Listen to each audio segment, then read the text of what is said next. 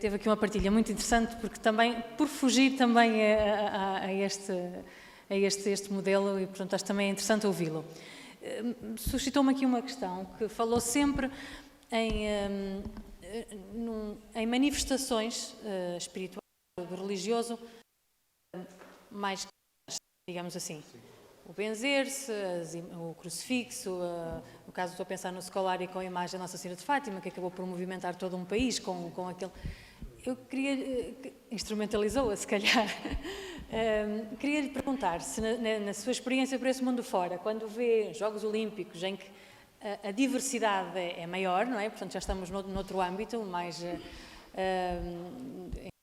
as religiões são outras e que convivem. Se também vê essas manifestações, entre atletas se presencia também como é que é a relação entre eles a esse nível, o respeito que há, estou a pensar, sei lá, por exemplo, isso é uma coisa que é muito falada nos jogadores que estão em período de Ramadão e que têm os jogos, portanto, é sempre muito comentado isso, fala-se sempre de determinado jogador. Eu queria saber da sua experiência, como é que viu esse diálogo interreligioso, digamos assim, dentro dos campos, fora dos campos, se tem assim alguma experiência também que possa partilhar connosco a esse nível.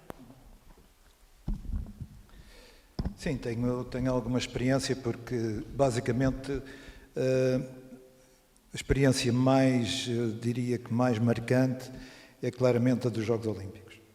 Os Jogos Olímpicos, eu estive em 6 Jogos Olímpicos e tive a felicidade de estar em Jogos Olímpicos na Austrália, na China, por exemplo, e nos Estados Unidos.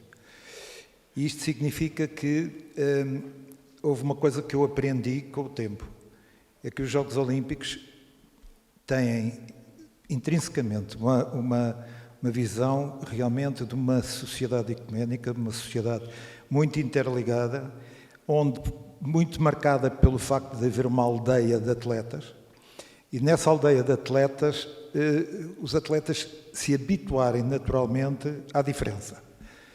Isto é extremamente importante num quadro, digamos que se nós olharmos para aquilo que é a intolerância da política internacional, a intolerância que nos leva naturalmente, portanto, a situações como aquelas que conhecemos atualmente, de guerra, portanto, em que eu acho que a noção que muita gente tem, infelizmente, da guerra é um pouco a reality show, em que o sofrimento da guerra não marca, e quando o sofrimento da guerra deixa de marcar suficientemente as pessoas, diminui as audiências e baixa claramente o tempo que é dedicado ao problema da guerra.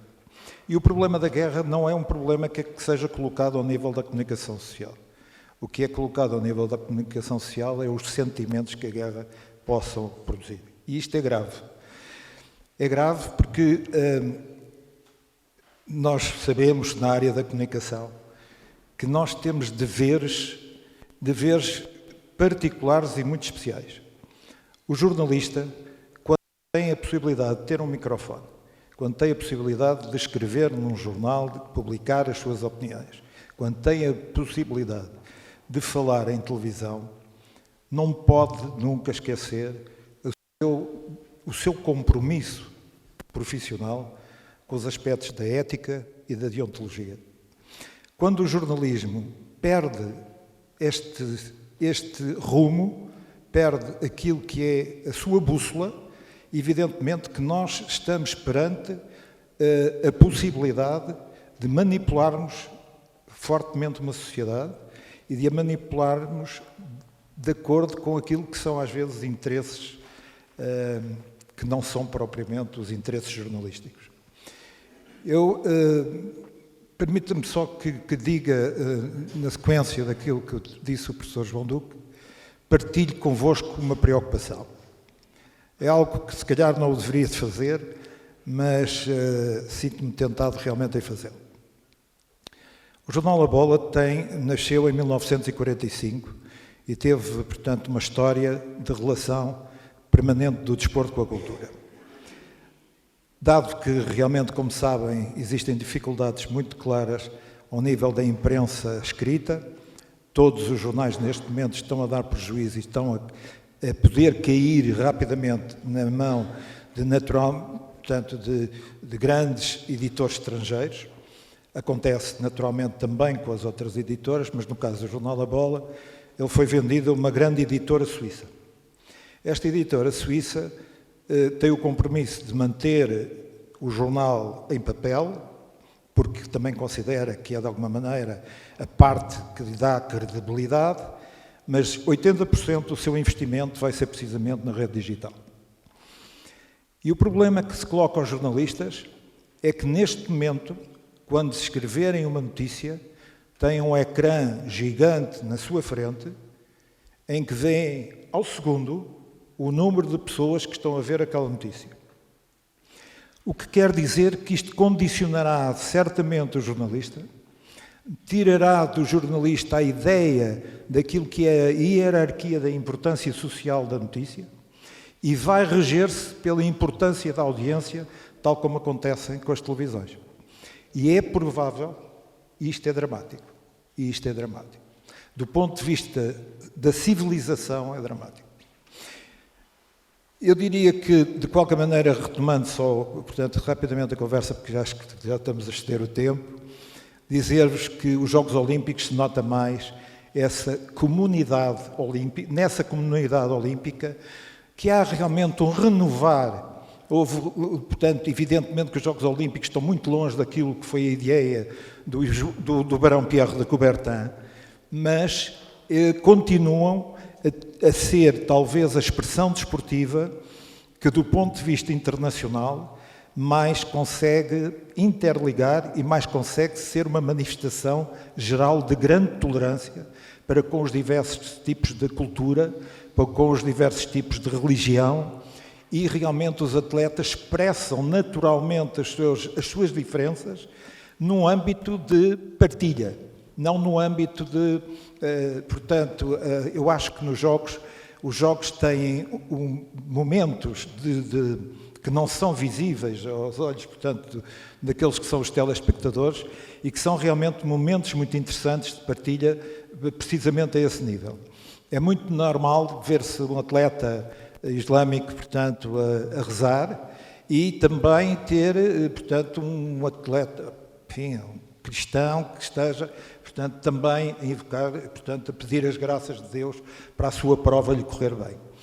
Tal como é possível encontrar, e eu fui encontrando por diversos, também na área do futebol, porque tive também a felicidade de ter estado em vários, enfim, em vários continentes, mas, por exemplo, na Índia, onde realmente, sobretudo na área da Índia, portanto, de Goa, em que há também ainda uma comunidade cristã muito intensa, muito importante e que muitas vezes é profundamente esquecida e que luta muito pela sua identidade. E essa sua identidade passa claramente pela religião também e que, curiosamente, encontra momentos de partilha francamente interessantes com a comunidade hindu, por exemplo, no que respeita, por exemplo, à celebração de São Francisco Xavier. E tudo isto que uma pessoa vai assistindo e vai vendo e vai testemunhando ao longo da vida nos transporta depois para uma ideia de que realmente na área do desporto ainda se consegue viver alguma atmosfera saudável e daí hoje ser, digamos que, o cume da discussão neste momento do Comitê Olímpico Internacional se deve ou não deve os Jogos Olímpicos de Paris devem ou não devem ter atletas russos. É uma questão extremamente interessante, é uma questão muito complexa, é uma questão que, vista do ponto de vista de política internacional vigente da parte ocidental, tem claramente uma resposta, mas vista à luz ecuménica dos Jogos Olímpicos, provavelmente terá outra resposta. Portanto, é uma interrogação que neste momento se coloca. Os comitês olímpicos estão a ser muito pressionados politicamente, mas ao mesmo tempo estão a tentar, digamos, manter a sua carta de alforria e manter alguma autonomia em relação a isto. Não deixa de ser um dos problemas do tempo atual, tal como continuará a ser, naturalmente, um dos problemas complexos do tema atual, a questão da comunicação digital.